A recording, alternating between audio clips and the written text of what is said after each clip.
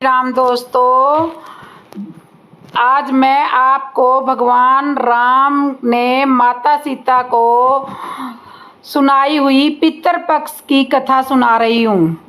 भगवान श्री राम ने माता सीता को सुनाई पितृपक्ष की पौराणिक कथा, श्राद्ध की कहानी। रामचरितमानस में जय सिया राम। एक समय की बात है, भगवान श्री राम लक्ष्मण माता सीता जी ने अपने प्रिय नगर अयोध्या से 14 वर्ष वनवास के लिए निकल गए थे और भगवान के पवित्र स्थान चित्रकूट में एक सुंदर कुटिया बनाकर आराम कर रहे थे और पितृपक्ष श्राद्ध के विषय में बातचीत कर रहे थे। तो बातचीत करते करते माता सीता के ध्यान में कुछ प्रश्न उठे। तो माता सीता भगवान श्री राम से कहती है कि हे प्रभु, मेरे मन में कुछ प्रश्न उठे हैं जिनके उत्तर जानने के लिए मेरा मन मचल रहा है। तो भगवान श्री राम कहते हैं, हे प्रिय, आपके मन में वो प्रश्न कौन से प्रश्न उठे हैं? आपके उन प्रश्नों को जानने के लिए मेरा मन भी मचल रहा है।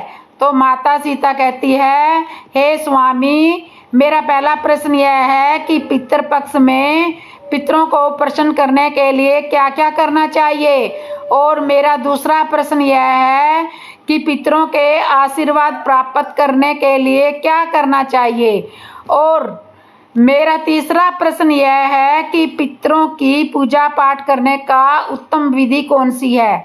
तो भगवान श्री राम कहते हैं, ये हे देवी सीते, आपने बहुत ही महत्वपूर्ण प्रश्न पूछे हैं। आपके ये तीनों प्रश्न समस्त मनुष्य जाति के लिए बहुत ही कल्याणकारी हैं। पुण्य फल देने वाले आपके इन प्रश्नों के उत्तर सुनने मात्र से समस्त मनुष्य जाति को मनवांछित फल की प्राप्ति होगी। भगवान श्री राम कहते हैं, हे देवी सीते, पितृपक्ष श्राद्ध की एक मनवांछित फल देने वाली और बहुत ही कल्याणकारी पौराणिक कथा है जिसे मैं आपको सुनाता हूँ। कृपया आप इस कल्याणकारी कथा को ध्यान से मन लगाकर पूरा सुनिएगा, क्योंकि जो भी मनुष्य इस कथा को ध्यान से मन लगाकर पूरा सुनते हैं तो उनके सातों जन्म के सभी पाप नष्ट हो जाते हैं। और इस कथा को जो भी मनुष्य आधा अधूरा सुनते हैं उन्हें कोई भी शुभ फल की प्राप्ति नहीं होती। आधा अधूरा कथा सुनने वालों को अशुभ फल की प्राप्ति होती है। इसलिए हे देवी सीते, समस्त पुण्य फल देने वाली कल्याणकारी कथा को ध्यान से सुनिएगा। तो माता सीता कहती हैं कि हे प्रभु, कथा को मैं ध्यान से मन लगाकर पूरा सुनूंगी, कृपया आप कथा को सुनाइए। तो भगवान श्री राम ने कथा को सुनाते हुए कहा है कि हे देवी सीते, महाभारत काल की बात है। कर्ण की इस भूल के कारण 16 दिन मनाया जाता है श्राद्ध पक्ष। पौराणिक कथा हिंदू धर्म में पितृपक्ष की अवधि को बहुत ही महत्वपूर्ण माना गया है, जिस अवधि में पितरों के निमित्त श्राद्ध, तर्पण और पिंडदान करने का विधान है। माना जाता है कि इससे पितरों को तृप्ति मिलती है और वो हमें सुख समृद्धि का आशीर्वाद प्रदान करते हैं। भाद्रपद पूर्णिमा से आश्विन अमावस तक रहता है। पितृपक्ष में तर्पण और पिंडदान से पितर खुश हो जाते हैं। पितृपक्ष की लगभग 15 दिन की अवधि रहती है। पितृपक्ष में लोग अपने पूर्वजों को भोजन व अर्पण कर उन्हें श्रद्धांजलि देते हैं। माना गया है कि पितृपक्ष में पितरलोक से धरती पर आते हैं, इसलिए यह पितरों की कृपा प्राप्ति के लिए बहुत ही उत्तम समय माना जाता है। अगर कोई मनुष्य पितर दोष से परेशान है तो पितृपक्ष में वह इससे मुक्ति पाने के उपाय भी कर सकता है, जिससे लाभकारी पुण्य फल मिलता है।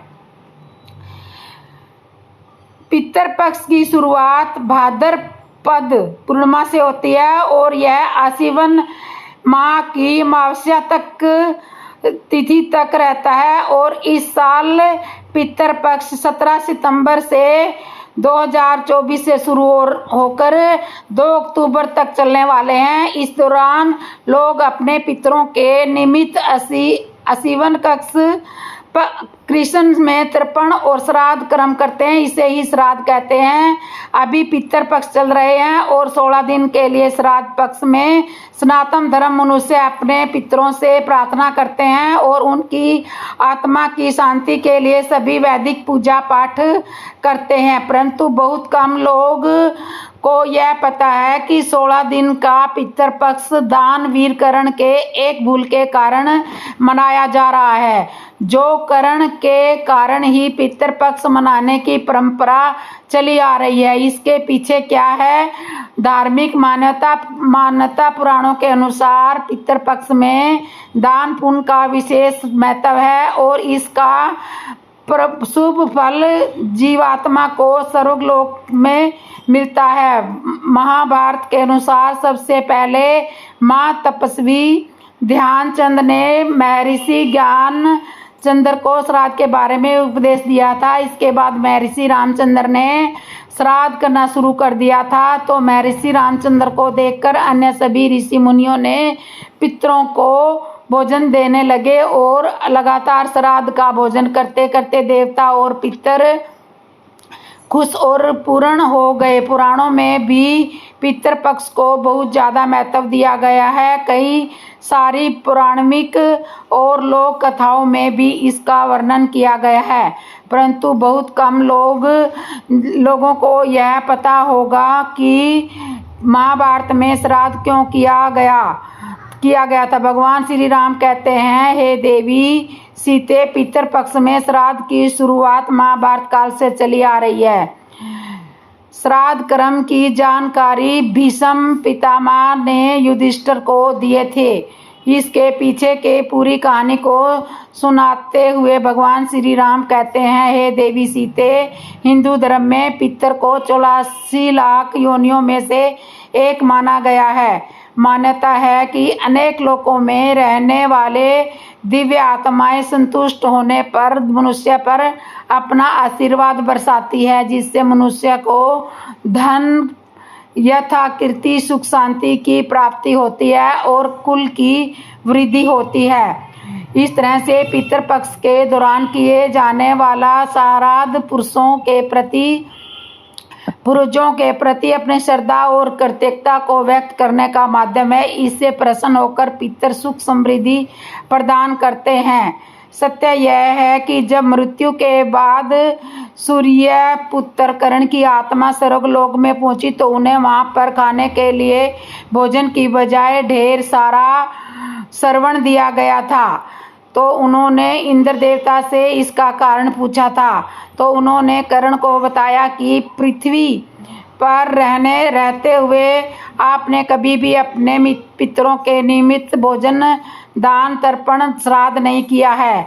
तो कर्ण ने जवाब दिया कि मुझे मेरे पूर्वजों के बारे में कुछ भी ज्ञात नहीं था, इसलिए अनजाने में उनसे यह भूल हो गई थी। दानवीर कर्ण अपनी दानवीरता के लिए जाने जाते थे और जीवन भर उन्होंने गरीब और जरूरतमंदों को धन और श्रवण दान किया था। अपने द्वार पर आने वाले हर किसी मनुष्य को उन्होंने कभी धन दिए बगैर नहीं जाने दिया था। लेकिन कर्ण ने अपने जीवन काल में अन्न दान कभी नहीं किया था। अंतिम समय में जब कर्ण ने मृत्यु लोक छोड़ा और स्वर्गलोक पहुंचे तो खूब सोना दिया गया और खाने के लिए कुछ भी नहीं दिया गया।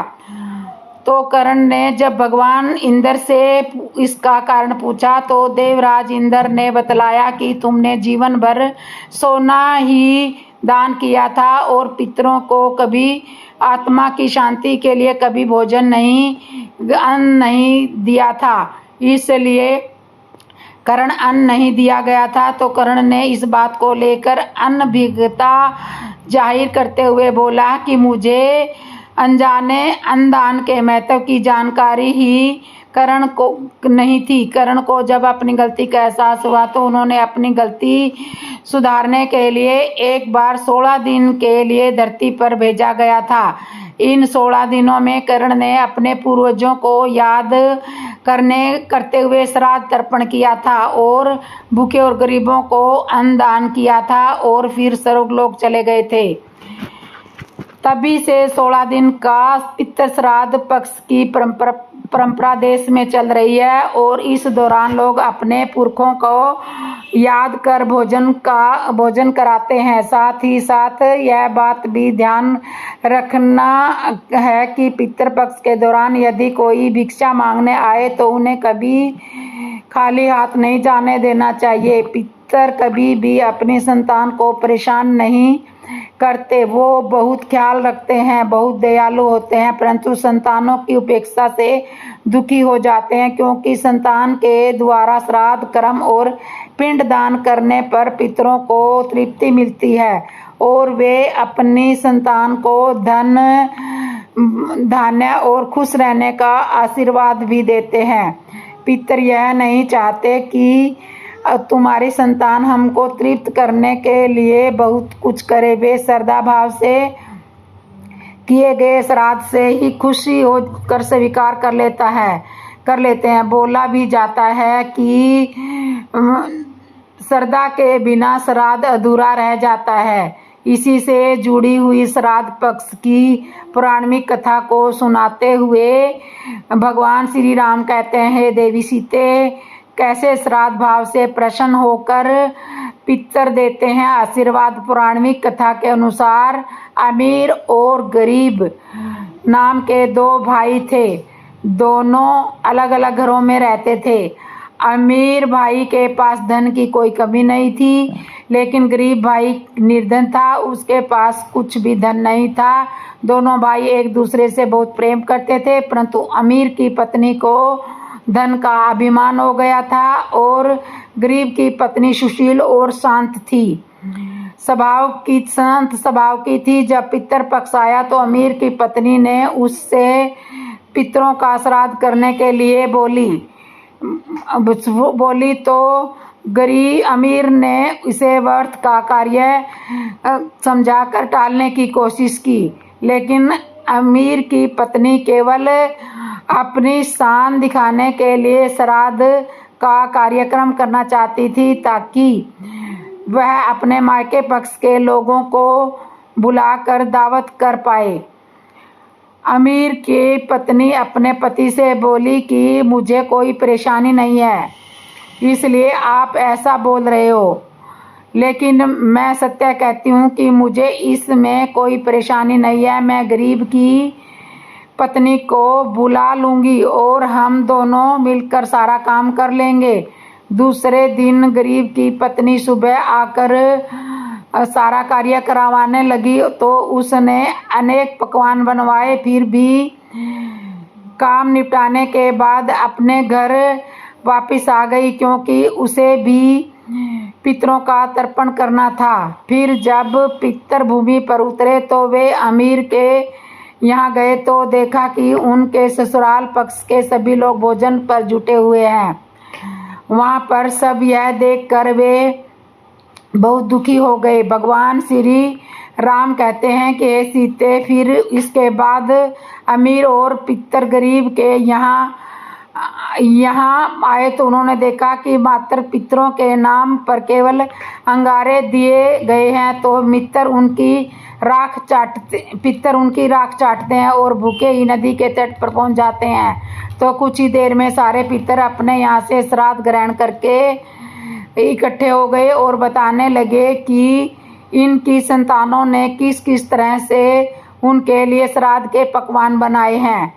दोनों भाई अमीर गरीब के पितरों के ने भी अपना सारा कुछ बताया तो उन्होंने सोचा कि अगर गरीब निर्धन नहीं होता तो और श्राद्ध करने में समर्थ होता तो शायद हमें भूखा प्यासा नहीं आना पड़ता, क्योंकि गरीब के घर में तो खाने के लिए भी दो चून की रोटी नहीं थी।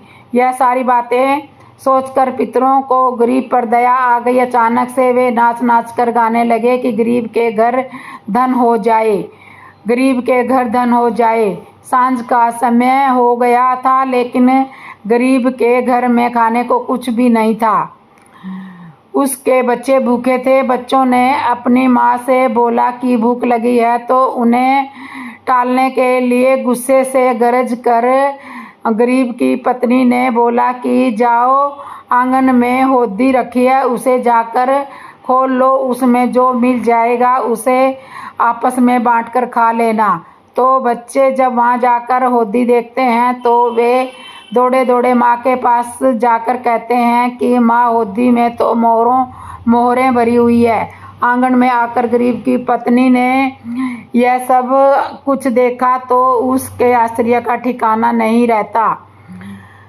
भगवान श्री राम कहते हैं, हे सीते, इस तरह पितरों के आशीर्वाद से गरीब भाई भी धन्य से परिपूर्ण हो गया। लेकिन वह इस बात का बिल्कुल इनकार नहीं किया था और अगले साल पूरी श्रद्धा के साथ गरीब और उसकी पत्नी अपने पितरों का श्राद्ध करते हैं। तो गरीब की पत्नी पितरों के लिए 56 प्रकार के भोजन बनाती थी और वे दोनों ब्राह्मण को भोजन कराते थे और अपने जेठ जेठानी को बुलाकर सम्मान के साथ सोने और चांदी के बर्तनों में भोजन खिलाते थे। इससे उनके पितर बहुत प्रसन्न हो गए। भगवान श्री राम कहते हैं कि ये देवी सीते, जब पितर अपने संतान से खुश होते हैं तो संतान के समस्त दुख समाप्त हो जाते हैं, और पितर संतान से खुश होते हैं तो संतानों को समस्त सुख शांति प्रदान करते हैं। इस प्रकार भगवान श्री राम ने माता सीता जी के माध्यम से समस्त मनुष्य जाति को यह पुण्य देने वाली कल्याणकारी कथा को सुनाया है, ताकि समस्त मनुष्य जाति सुखी और खुश रहे। आशा करती हूँ कि आपको यह पुण्य फल देने वाली कल्याणकारी कथा अच्छी लगी होगी। अगर यह कथा अच्छी लगी हो तो शेयर जरूर करना। जय श्री राम। पूजा करते हैं शंकर के दुलारे को, हम पूजा करते हैं के लाला की, हम पूजा करते हैं।